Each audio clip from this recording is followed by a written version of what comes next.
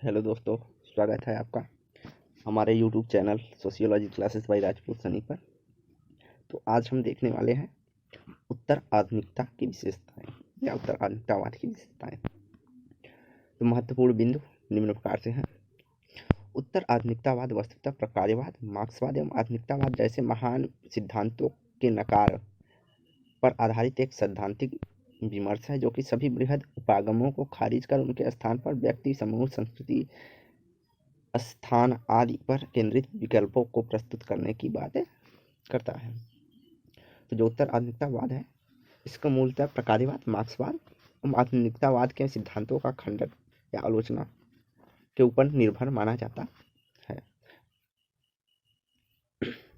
दूसरा, यह अपेक्षाकृत अतार्किक, अविवेकी एवं लोचदार सिद्धांत है, जो सापेक्षता की अवधारणा को महत्व देता है और वैमानिकी विषयों, परिस्थितियों एवं संदर्भों इत्यादि के अनुसार स्वयं को परिवर्तित एवं परिमार्जित करता है। तो दूसरी है कि यह वैज्ञानिकता को खंडन करके यह कहती है तार्किक, अविवेकी और लोचदार सिद्धांत प्रतीत होता है। इसमें सापेक्षता की अवधारणा को महत्व दिया गया था, समानता की अवधारणा को महत्व दिया गया है। अगला, उत्तर आधुनिकतावाद शब्दों के आडंबरों एवं अब तक प्रचलित रहे अलंकृत विमर्शों तथा महासिद्धांतों के स्थान पर स्थानीय स्तर पर महत्वपूर्ण उपयोगी व्यवहारिक सिद्धांतों के संकलन एवं उपयोग को महत्वपूर्ण मानता है। तो जो उत्तर आधुनिकतावाद है, अब तक के जो बृहद सिद्धांत है उनको नकार करके यह कहता है कि स्थानीय छोटे स्तर पर हमें और व्यवहारिक रूप से जो सिद्धांतों की व्याख्या हुई है उनको शामिल करता है, अर्थात व्यावहारिक रूप से अध्ययनों को शामिल करता है। अगला है, यह प्रत्यक्षवाद, संरचनावाद, आदर्शवाद, अनुभववाद इत्यादि सिद्धांतों की भांति एकांकी, विशिष्ट एवं विशुद्ध न होकर संश्लिष्ट सिद्धांत है।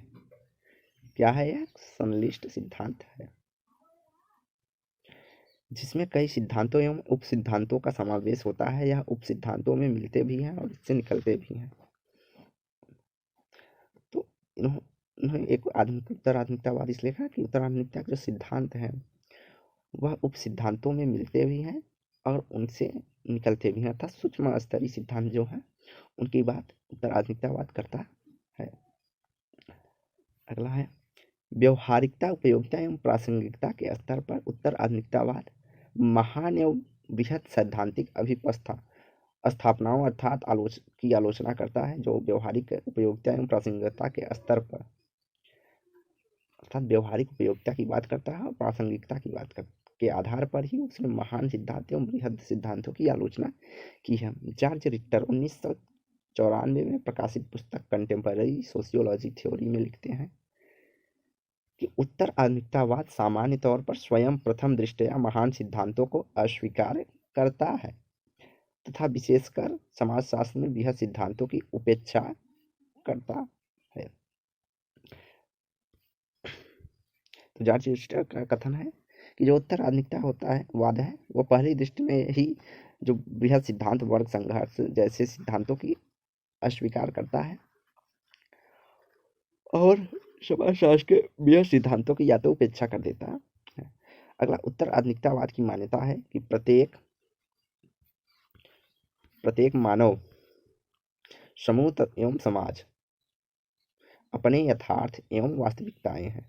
इन्होंने माना है कि जो प्रत्येक मानव समूह है, छोटे से छोटे तथा समाज है, वह अपने आप में ही यथार्थ एवं वास्तविकताएं हैं और उनको उन्हीं के दृष्टिकोण एवं परिप्रेक्ष्य में जाना या समझा जा सकता या विश्लेषित किया जा सकता है। इन्होंने कहा कि किसी दूसरे समाज के सिद्धांतों को दूसरे समाज पर लागू नहीं किया जा सकता है। संक्षिप्त में यह समझा जा सकता है, प्रत्येक समाज अपने आप में ही यथार्थ और वास्तविक है, इसलिए उसके दृष्टिकोण से उसका अध्ययन किया जाना चाहिए। सैद्धांतिक संरचना के स्तर पर उत्तर आधुनिकतावाद को उत्तर संरचनावाद से अभिप्रेरित माना जाता है, जिसके देश काल परिस्थिति आधारित स्वयं के संदर्भ होते हैं। जिस देश काल परिस्थिति आधारित स्वयं के संदर्भ होते हैं, इससे तात्पर्य यह है कि अगर हम गांव का अध्ययन करते हैं तो जो एक उत्तर भारत का गांव है और दूसरा दक्षिण भारत का गांव है, दोनों की अपनी संस्कृति, अपनी परिस्थिति, अपनी समय होगा और दोनों पर एक ही सिद्धांत को लागू नहीं किया जा सकता है। दोनों को उन्हीं के दृष्टिकोण में अध्ययन करने पर ही हमें यथार्थ या सटीक जानकारी प्राप्त होगी। सिद्धांत निर्माण के संदर्भ में यह किसी विशिष्ट, विशुद्ध एवं एक आयामी प्रक्रिया का अनुसरण नहीं करेंगे। सूक्ष्म स्तर से बृहद सामाजिक इकाइयों, संरचनाओं, व्यवस्थाओं, प्रक्रियाओं आदि को आवश्यक आदान प्रदान करता है एवं पारस्परिक निर्भरता के अंतर संबंध स्थापित करता प्रतीत होता है। तो जो उत्तर आधुनिकता है वह सूक्ष्म स्तर से बृहद स्तर की ओर चलता है और व्यवस्थाओं में अपना योगदान प्रदान करता है। अगर हम सूक्ष्म स्तर से अध्ययन करके बृहद स्तर तक जाएंगे तो हमें पारस्परिक निर्भरता की बात पता चलती है। आगे उत्तर आधुनिकता एवं आधुनिकतावाद की तुलना। तो आधुनिकतावाद की प्रमुख विशेषताएं हैं ये थी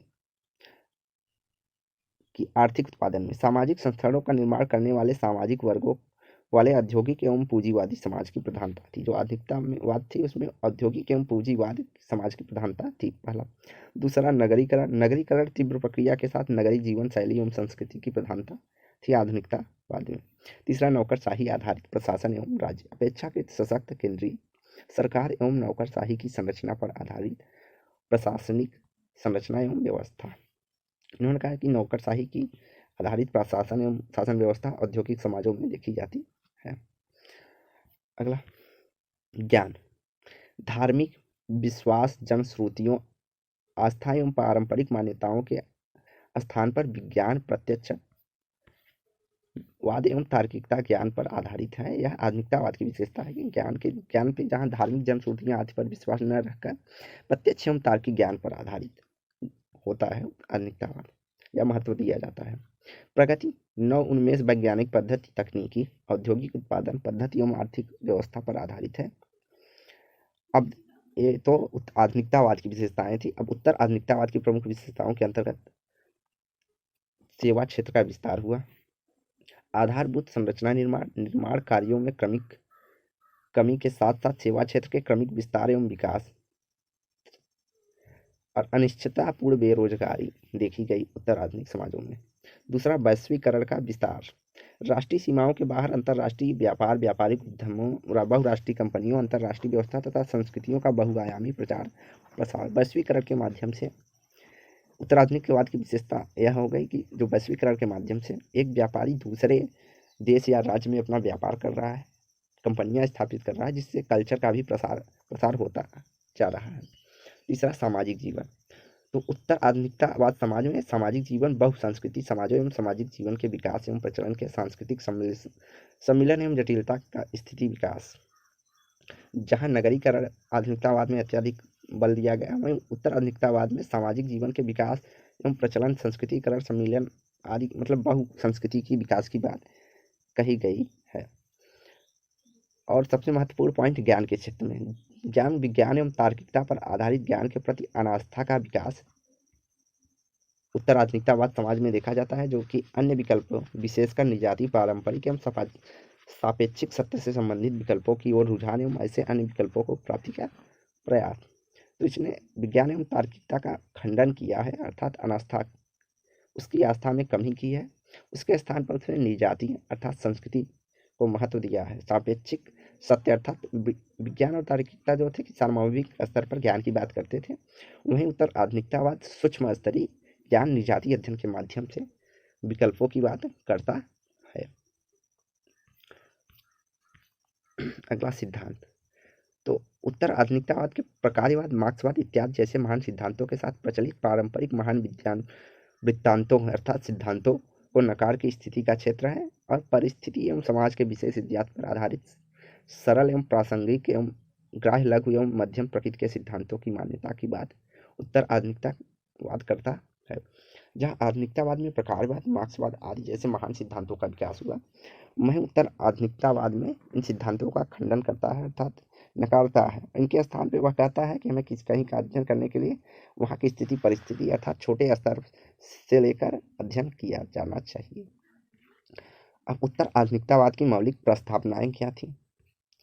तो पहला था प्रचलित बृहद सिद्धांत एवं सैद्धांतिक मान्यताएं प्रायः प्रासंगिक या अनुपयोगी या बौद्धिकता का अलंकरण मात्र हाँ, यह उत्तर आधुनिकतावाद का मानना था कि अभी तक जो सिद्धांत प्रचलित हैं या आधुनिकतावाद तक जो सिद्धांत प्रचलित हैं वे केवल अप्रासंगिक हैं, उनका कोई उपयोगिता नहीं है, अनुपयोगी है और बौद्धिक का अलंकार और बौद्धिकता के स्तर को बात बताती नहीं, केवल उनकी छाया मात्र है। ऐसी बात आधुनिकतावाद उत्तर आधुनिकतावाद करता है। वहीं उत्तर आधुनिकतावाद सामाजिक विज्ञानों, मानव शास्त्र, दर्शन इत्यादि विषयक अनुशासनों के विषय क्षेत्र में विकसित महान सिद्धांत एवं बृहद सैद्धांतिक मान्यताओं की व्यवहारिता के स्तर पर एक सीमा तक अप्रासंगिक एवं अनुपयोगी एवं अतार्किक मानता है। तो उत्तर आधुनिकतावाद जो मानव शास्त्र एवं दर्शन शास्त्र में सिद्धांतों की बात कही गई है उसको भी अप्रासंगिक एवं अनुपयोगी और अतार्किक मानता है। इसके अनुसार वैचारिक एवं दार्शनिक मान्यताओं का परिप्रेक्ष्य में कोई अब तक निर्मित अधिकांश सिद्धांत कोई व्यवहारिक उपयोगिता नहीं है। यदि इनमें से कुछ सिद्धांत कुछ अर्थों में उपयोगी एवं व्यवहारिक हैं तो भी प्रत्येक समाज में, समूह या परिस्थिति के संदर्भ में समान रूप से उपयोगी नहीं माना जा सकता। इन्होंने कहा जो कि अभी तक सिद्धांत दिए गए हैं अगर वे उपयोगी भी हैं तो उन्हें प्रत्येक समाज में समान रूप से लागू नहीं किया जा सकता। ऐसा उत्तर आधुनिकतावादियों का मानना है। इस मान्यता को बहुमत स्पष्ट करते हुए जॉर्ज रिटर कहते हैं कि यह बृहद सिद्धांतों को सर्वथा अस्वीकार करता है। कौन? उत्तर आधुनिकतावाद। इसलिए यह स्थानीय स्तर पर सामाजिक सरोकार वाले लघु स्तरीय विचारों, अवधारणाओं एवं सिद्धांतों पर ध्यान केंद्रित करता है। इसलिए वह बृहद सिद्धांतों को नकार कर यह लघु स्तर पर सिद्धांतों के या समाज के अध्ययन के लिए लघु स्तरीय उसकी परिस्थिति स्थिति के अनुसार अध्ययन को केंद्रित करने की बात करता है। यह अब तक प्रचलित अधिकांश सिद्धांतों को खारिज करके उपयोगी भागों का विश्लेषण और उपयोगी सैद्धांतिक सृजन की बात करता है। उन्होंने कहा कि जो सिद्धांत अभी तक हैं उनके कुछ ही भाग उपयोगी हैं और उन्हीं उपयोगी भागों की बात यह करता है और उसी को सृजन करता है, अर्थात नया रूप देता है। आगे यह सिद्धांतों के अनुपयोगी एवं आडंबरपूर्ण भागों को त्याग कर शेष उपयोगी भागों को प्रासंगिक एवं गुणवत्तापूर्ण सैद्धांतिक अभिप्रस्थान प्रस्तुत करता है। तो जो बृहद सिद्धांत प्रचलित सिद्धांत थे उनके जो अनुपयोगी एवं आडंबरपूर्ण भाग थे उनको त्याग करके और उपयोगी जो भाग थे उसको गुणवत्तापूर्ण बनाने की कोशिश करता है और सैद्धांतिक नए सिद्धांतों की स्थापना करता है। ज्ञान का रूपांतरण संभव है, यह आवश्यक है। ऐसा मानना है कि ज्ञान का रूपांतरण संभव एवं आवश्यक है, यह उत्तर आधुनिकतावाद की मान्यता है। तो कि ज्ञान का रूपांतरण संभव है तथा मानव समाज के विकास एवं कल्याण के संदर्भ में ज्ञान का रूपांतरण किया जाना चाहिए। वस्तुतः यह सांस्कृतिक मानव शास्त्र का इस मान्यता का अनुमोदन किया कि आविष्कार की अपेक्षा अनुकरण अधिक सहज एवं उपयोगी होता है। उत्तर आधुनिकतावाद इस मान्यता के केंद्र में भाषा को रखता है। तो उन्होंने कहा ज्ञान का रूपांतरण होना चाहिए, आविष्कार की अपेक्षा अनुकरण अधिक सहज एवं उपयोगी होगा। उत्तर आधुनिकता की इस मान्यता के केंद्र में भाषा को रखता है। भाषा इससे संबंधित समस्याओं का अध्ययन भाषा विज्ञान जैसे सशक्त साधनों के साथ करना चाहिए। तो जो उत्तर आधुनिकतावाद है कि अगर किसी क्षेत्र या के विषय में ज्ञान की हमें प्राप्त करनी है तो उसका मुख्य माध्यम भाषा है और भाषा के माध्यम से ही सशक्त साधनों का विकास करना चाहिए।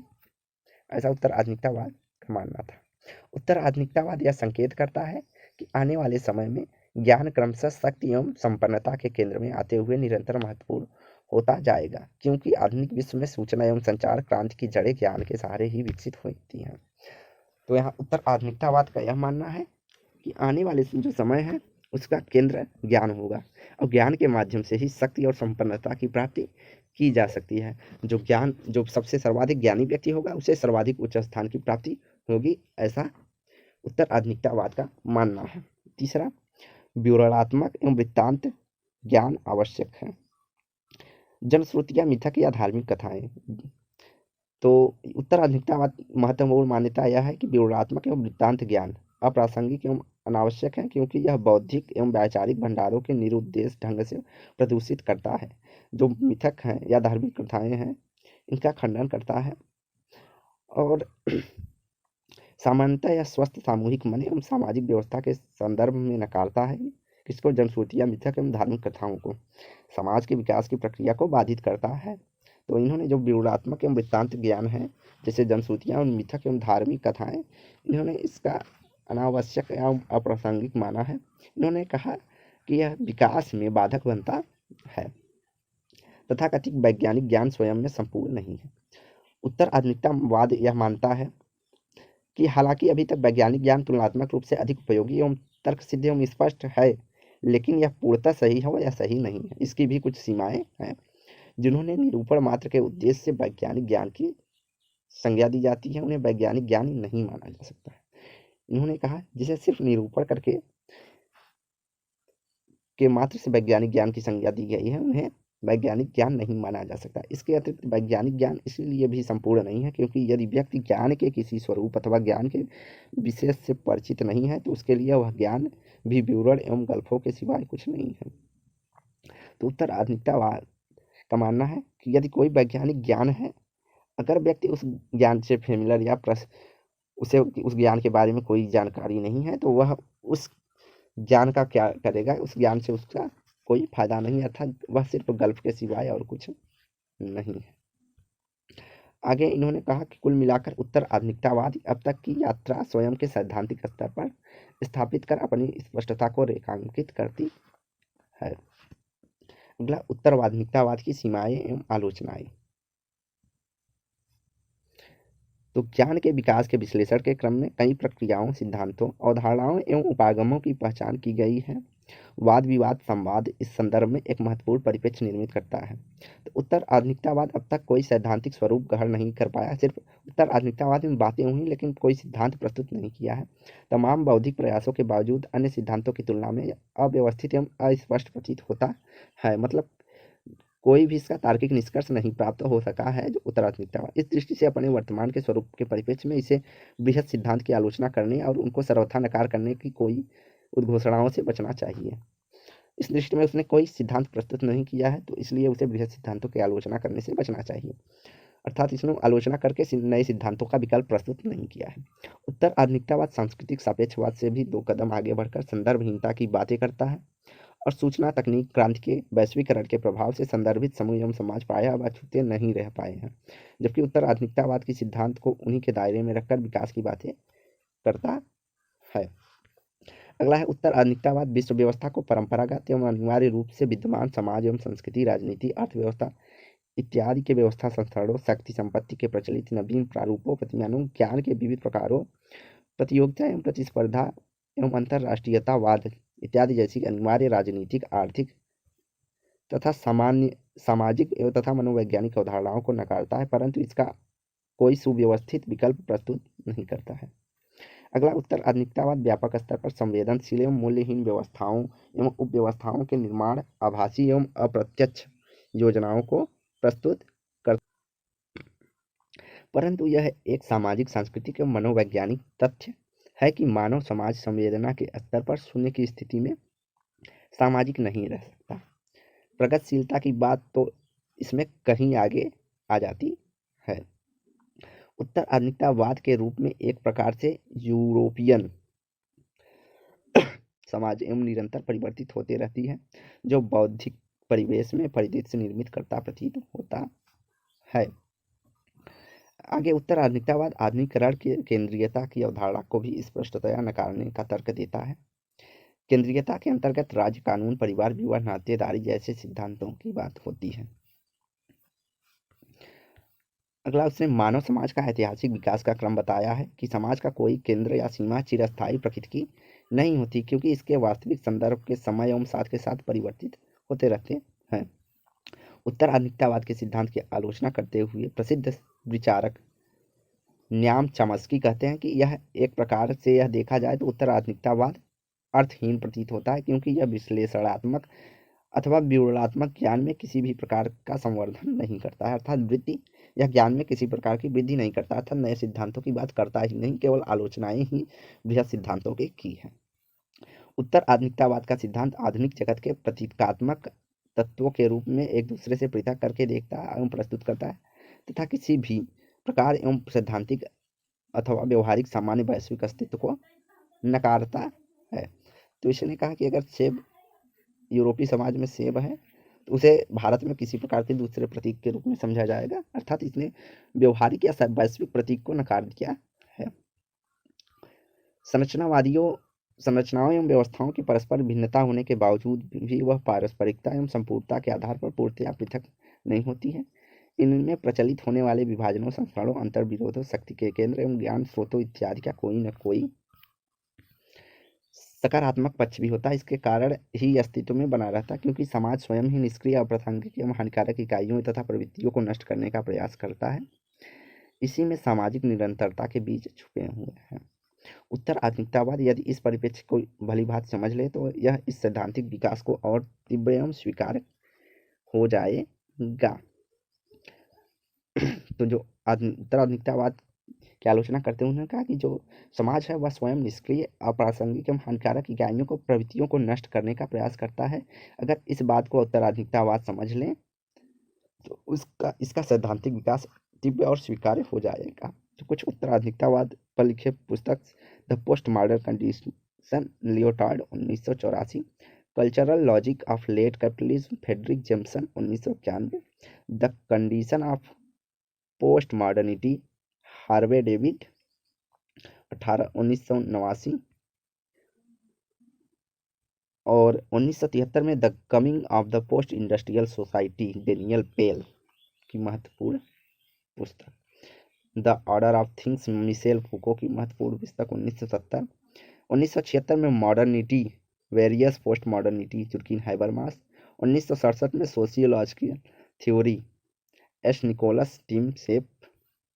और 1980 में contemporary sociological theory, continuing the classical tradition, A Ruth Wallace and Alison Wolf की प्रमुख पुस्तक को देखा जा सकता है। तो यह वीडियो बहुत लंबी हो गई है, वीडियो को यहीं समाप्त करते हैं। वीडियो को लाइक एंड शेयर करें, चैनल को सब्सक्राइब करें। धन्यवाद। और डेली क्विज के लिए हमारा टेलीग्राम चैनल ज्वाइन कर सकते हैं, जो कि डिस्क्रिप्शन बॉक्स में लिंक प्रोवाइड की जाएगी। धन्यवाद।